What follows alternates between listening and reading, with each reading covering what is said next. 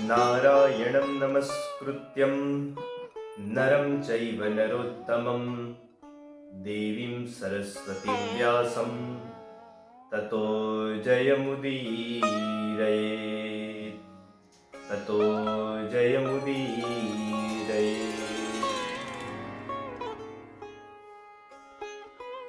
श्रीमद् भागवत महापुराण,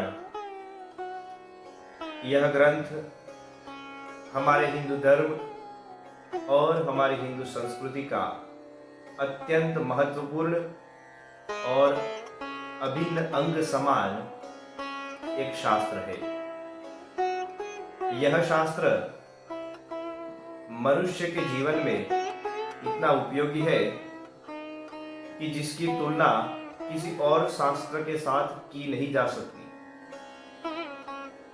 भक्तजनों, इस ग्रंथ का हम श्रवण करेंगे और संपूर्णतया हम यह जानेंगे कि इस ग्रंथ के एक एक अध्याय में, एक एक श्लोक के भीतर क्या क्या और किस किस प्रकार से भगवान की लीलाओं का वर्णन किया गया है।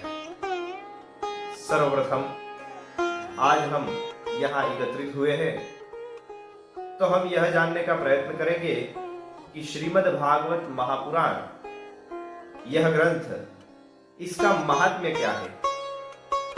यद्यपि यही ग्रंथ के प्रथम 5 अध्याय श्रीमद् भागवत महापुराण के महात्म्य के अध्याय के नाम से प्रख्यात है।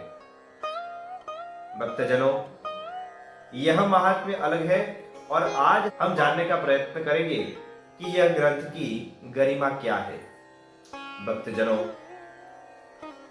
भगवान नारायण की उपासना में लीन एवं भगवान नारायण के ही अंश समान भगवान वेदव्यास जी जब विविध प्रकार के वेदों के विभाजन के बाद उन्हें लगा कि यह वेद, इसकी भाषा और इसके अंदर उपयोग में लिए जाने वाले जो शब्द है वह बहुत ही कठिन है और इसका गूढ़ अर्थ जानना यह सबके बस की बात नहीं होगी। सामान्य जनमानस इसे ग्रहण नहीं कर पाएगा। केवल महापंडित लोग ही इसकी गरिमा को जान पाएंगे, इसके अंदर रहे रहस्यार्थ को अपने अंदर चरितार्थ कर पाएंगे। तब भगवान वेदव्यास जी को मानो कि भगवान के ही प्रेरणा से उन्हें लगा कि अब हमें कुछ और ग्रंथों की रचना भी करनी चाहिए जो सामान्य जनमानस भी उसे आसानी से ग्रहण कर सके और उसका गूढ़ार्थ अपने जीवन में चरितार्थ कर पाए। भक्तजनों, इस प्रकार से भगवान वेदव्यास जी ने पुराणों की रचना शुरू की जो वेदों के ही एक प्रकार के सारभूत ग्रंथ है, या फिर यूं कहे कि वेदों में से ही किसी प्रकार से उसका ज्ञान पुराणों के अंदर संग्रहित किया गया है। लेकिन जब हम जानते हैं कि पुराणों की जो शैली है वह वेदों से बहुत ही भिन्न है,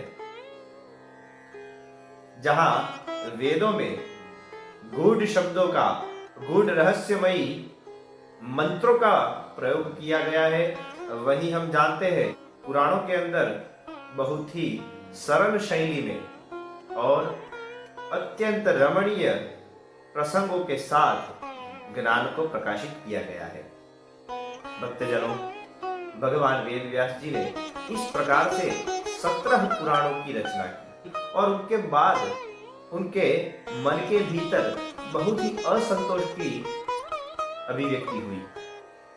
तब एक समय में नारद जी वहां पर प्रकट हुए और उन्होंने भगवान वेदव्यास जी को उपदेश दिया कि आपने अब तक जो ग्रंथों की रचना की है, चाहे वो 4 वेदों का विभाजन हो, 17 पुराणों की रचना हो, महाभारत जैसे महाकाव्य की रचना हो, वह सभी किसी ना किसी प्रकार से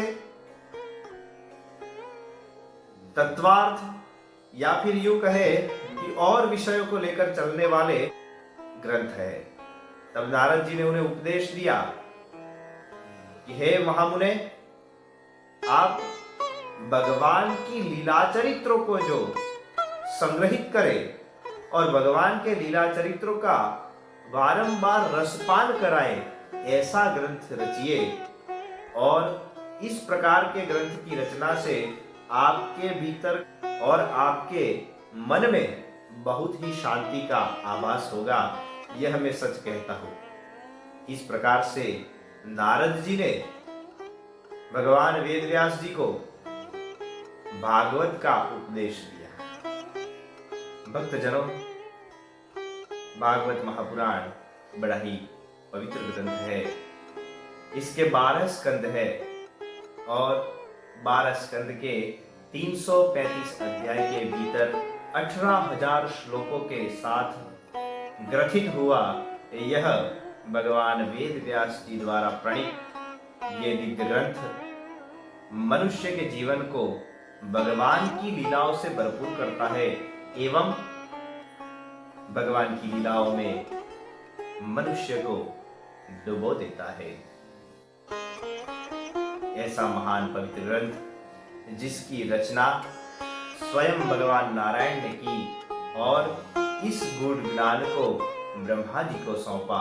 ब्रह्मा जी ने उसी रहस्यमयी ज्ञान को नारद जी को सौंपा और उसके पश्चात नारद जी ने यही ज्ञान चतुश्लोकी भागवत के स्वरूप में भगवान वेद व्यास जी को समर्पित किया है। जी हाँ भक्तजनों, इसी भागवत महापुराण के द्वितीय स्कंद के 9वें अध्याय के भीतर इस चतुश्लोकी भागवत का हमें उपदेश देखने को मिलता है। आइए हम भी इसे सुने।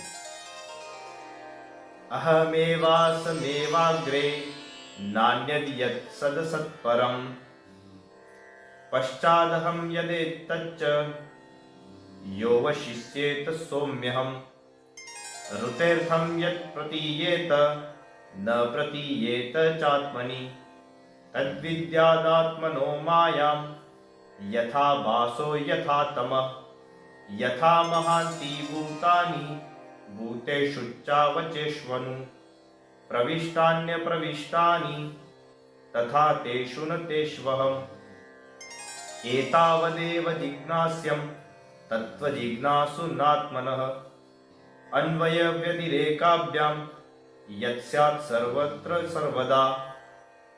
भक्तजनों, इसका अर्थ होता है कि भगवान यह कहना चाहते हैं कि पृथ्वी के आदि और पृथ्वी के अंत में भी मैं हूं और सर्वत्र मैं ही मैं हूं।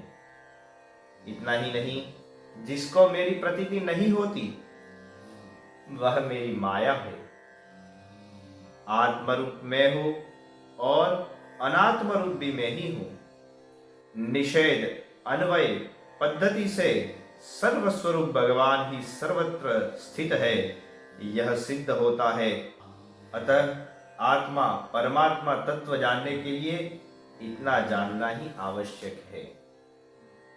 भक्तजनों, यह चतुश्लोकी भागवत का जो गूढ़ार्थ है वह हमारे जैसे सामान्य मनुष्य नहीं समझ पाएंगे, किंतु हम अपनी तरफ से इतना प्रयत्न करेंगे कि जब भी द्वितीय स्कंद का 9वां अध्याय चलता होगा तभी इसी चतुश्लोकी भागवत का हम विशिष्ट रूप से प्रतिपादन करेंगे, विशिष्ट रूप से इसको अर्थ प्रकाशित करने का हम प्रयत्न करेंगे।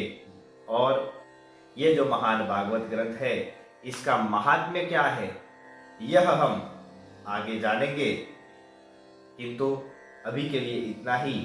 तब तक के लिए आप सभी को ओम नमो नारायण।